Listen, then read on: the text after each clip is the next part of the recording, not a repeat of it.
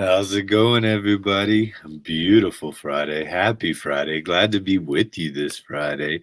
There's nothing more I'd rather be doing than be doing gambling with Iggy Friday. It's GIF, everybody's favorite show, one of the most popular shows.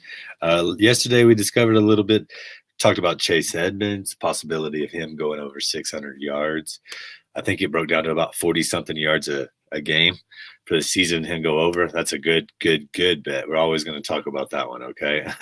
Anytime you only had to get 40 something yards as a starting running back, that's an average. So if he gets 2 or 3 games over 100 yards, he'll be able to have a 0 yard game or two. So we just got to keep that in mind. Keep it going when you're betting. That's just the principle of the fact. You know, we're looking for stuff that's going to win us money, not trying to like push it to the edge, make sure we get all this awesome stuff. You know, no. We are trying to win at all costs. You know, it's in baseball, they have a statistic called the on base percentage.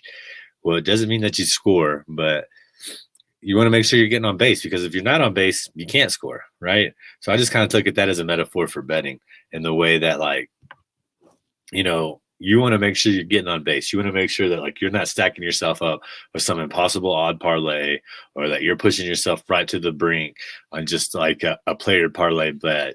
We want to make sure we win it. We want to get on base, and then we can get a run. You know, it doesn't take too many runs to win a game. That's my philosophy about it when it comes to betting. Once again, thank you for joining me live. Start doing this every Monday, every Friday. Mock drives on the Monday, betting on the Friday. Great shows all in between. Content coming out all the time. Be love to have your guys' info on actually what's going on with your opinion on a bet. All right, that's kind of what the whole point of this is. All right, we got a couple of good games tonight, my friends. Let's see what we got.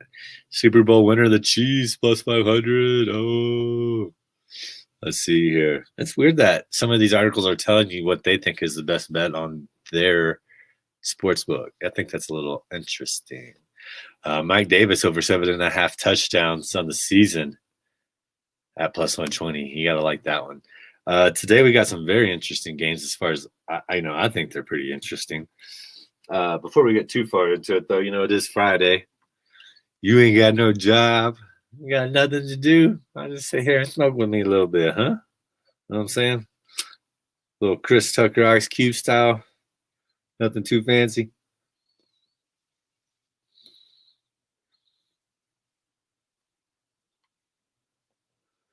Oh, yeah, there you go. Not too shabby, not too shabby. Pretty good way to start the day, if I do say so myself. How's it going out there? Thank you for joining. Glad that you're part of the show. We're going to be talking about it a little bit. We got Chiefs. We got 2 games at 6 o'clock Mountain Time. That's 8 o'clock Eastern Time Zone. 5 o'clock out to on the West Coast. And if last night's indication of a game, the Patriots shut out. I mean, you know, before we get too further, I want to talk about Fantasy Football 7 scoring system. And that in our league of record, and if you're in Fantasy Football 7's charity league and watching this, if you get a team and they pitch a shutout, you're looking at over 45 points. Like the Patriots had a couple turnovers. I think they held the Eagles to under 300 total yards. So that game by the Patriots last night would have warranted about 60-something points. Yeah, you're looking at me, right? I said 60-something points for your team. 150, 160 is about the average a week. So now you have 14 other positions to try to get 100 points from, when one got you 60. And people might be like, that's ludicrous. What are you talking about? Well, you know, give it a defense. That many defenses are supposed to get negative points. That's, you know, one of the biggest complaints I hear. Well, let me tell you something. You're not doing your point system right if that's the case, right? I mean, let's just call a spade, and that's what it is. You know, a shutout happens maybe 3 or 4 times in an NFL season now in 2021, right? So why would you not reward it? You gotta look at this as in, like, you're not grading on a curve every week. You know, you need to put out the points for performances in the NFL that just do not happen that often. If you do that, it's going to balance your scale system way better. So last night, no points scored. Let's go get it. You know, we can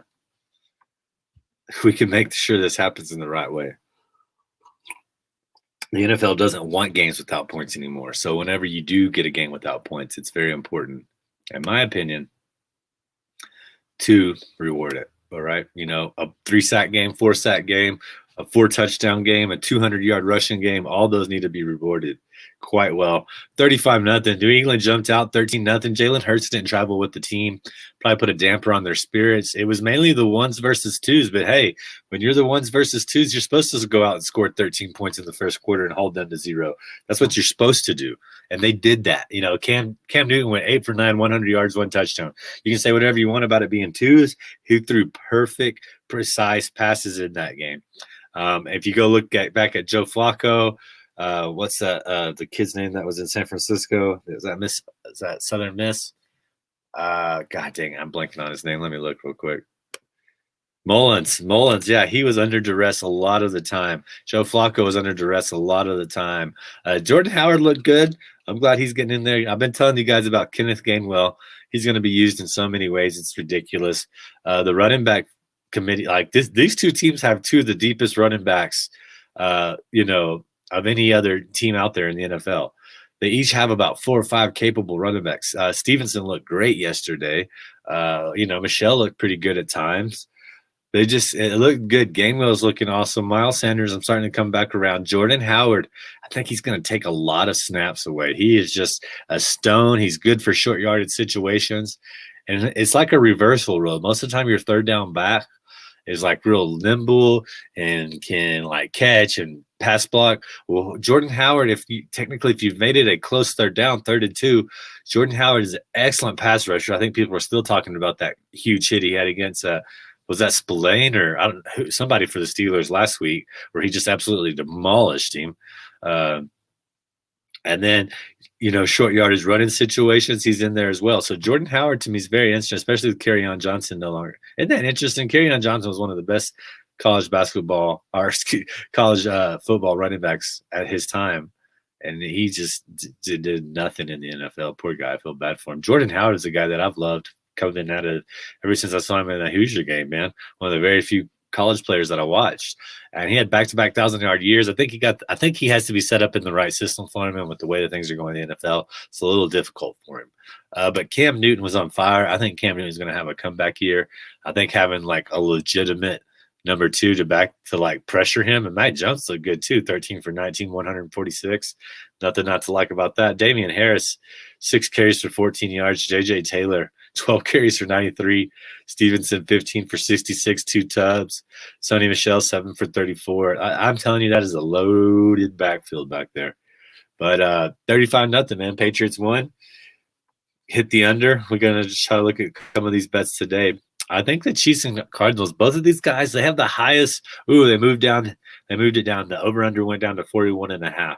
Let me read the line on it to you real quick before we get too fast. Chiefs are at -3 to cover the spread. Cardinals are at +3 at -115. The Chiefs at -1 at 3 are at -105.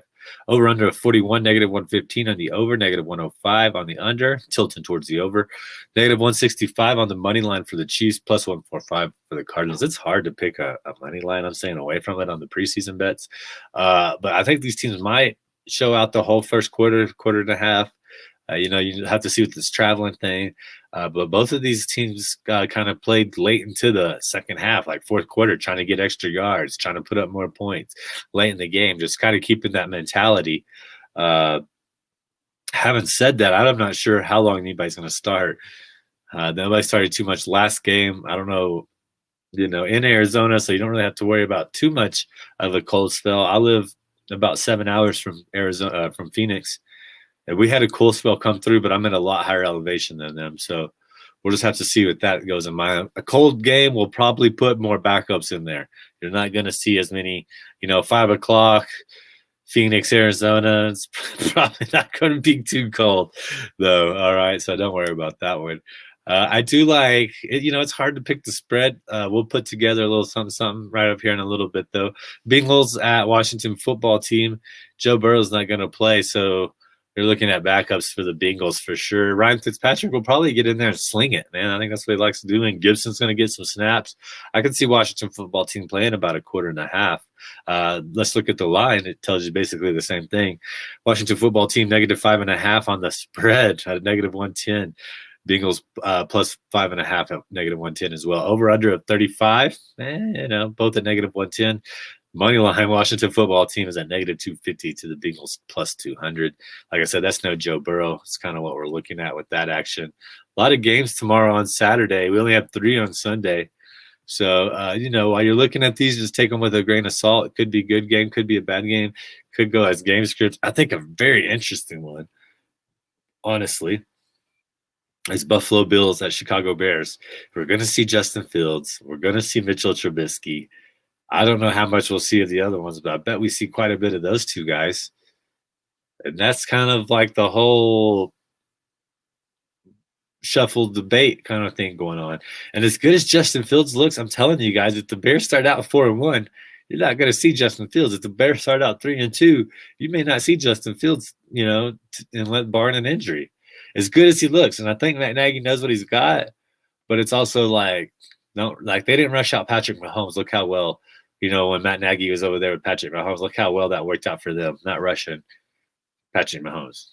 I think it helps. I think it's like an unappreciated way to get your quarterback into the NFL. Because I've seen way too many rookie quarterbacks come in with way too much pressure and just kind of falter out there. Looking at some of the biggest pluses from tomorrow, 200 is definitely the bigger one today. Buffalo Bills are at plus 190, expecting the Bears to just stomp all over them. A lot of Justin Fields, maybe. A motivated Mitchell Trubisky, maybe not. Maybe not. There's some good players over there in their wide receiver core. Negative 110 either way on the Titans at the Buccaneers. That could go pretty good. I think the Titans got that one. They are 1-point favorites. If you think they can cover that 1-point spread, you can get that bet at plus 100 as opposed to just taking the money line at negative 110. Even odds. I'd rather do that. That's not a bad bet. Plus 190 for the Falcons to beat the Dolphins. Let's see. Plus 165. Plus 240. Plus 240 for the Rams, who are hosting the Raiders, to beat the Raiders. That's pretty incredible to me. Negative 305 for the Raiders. What position battles do the Raiders have going on that they really need to see a lot of that? I don't know. Seahawks plus 195 to win at home as well on Saturday. Sunday, pretty interesting here. Giants, Browns, 49ers, Chargers, Jags, Saints. There's some interesting games right there. Let's put together a little parlay for us if we can. Let's just go ahead and we're going to put together either a mouse or a moose right here live on the air as we go, baby. We're going to take Washington money line tonight. Feel pretty good about that myself as well. Buffalo, Chicago. Whew, that's an interesting. We're going to have to take a spread somewhere. That'll be. We'll take that one at. Man, there's not really just a huge spread. Like I said, we'll take the Titans at -1 at plus 100. I think the Titans will win that game. I don't think the Bucs have a whole lot that they need to look at. They have one of the earlier season games. I think the Titans can pull that one off pretty. With these, they got a lot they need to look at on the defensive side of the ball. The Bucs don't have a whole lot. So we've gotten a money line, and we've gotten a spread. Now we just need an over or under. Not really feeling a whole lot of the overs per se on the preseason games. Let's just go ahead and make it the Monday night game. Really stretch this. We're going to take the under. So we're going to take a mouse. All right. We got a mouse going. Our odds are at plus 434. Not too bad. Let's see here. So to recap, money line, over, under. In this case, the under in the spread, which spells the mouse for us. MO money line, U for the under, SE for the spread. So we got money line, -250 Washington football team.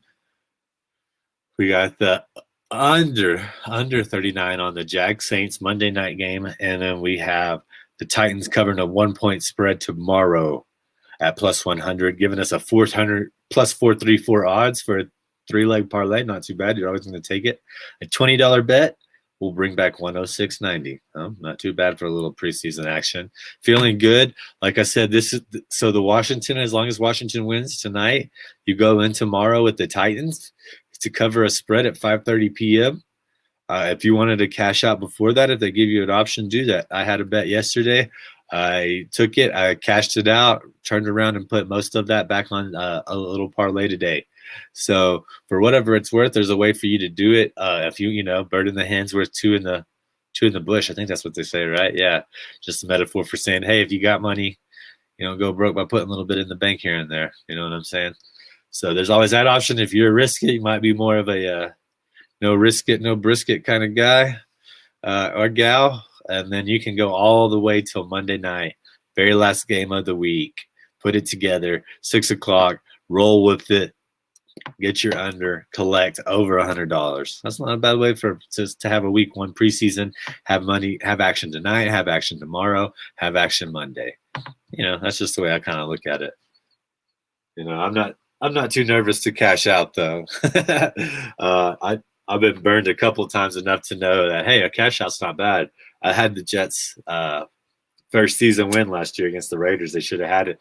I was over here clicking and mashing the cash out button, and it just kept saying odds changed, accept odds changed. Oh, cannot process. Oh, accept odds. Oh man, I was so pissed. But hey, man, it's Friday. We got a good betted. Enjoy some preseason action tonight. Be responsible this weekend. Always be responsible with your betting. Remember to go check out Iggy's Fantasy and Betting, man. We'll get you some trophies. You can still donate to Kawasaki's charity disease. We're going to have some more information, more articles coming up. Have every defensive article on the website. Just click on the blogs tab, click on your team, see what I got to say about them. Come argue with me or agree with me one way or another. All right. I want to say thank you guys one more time. I appreciate y'all joining me for this live feed, and I'll see you again soon. Peace.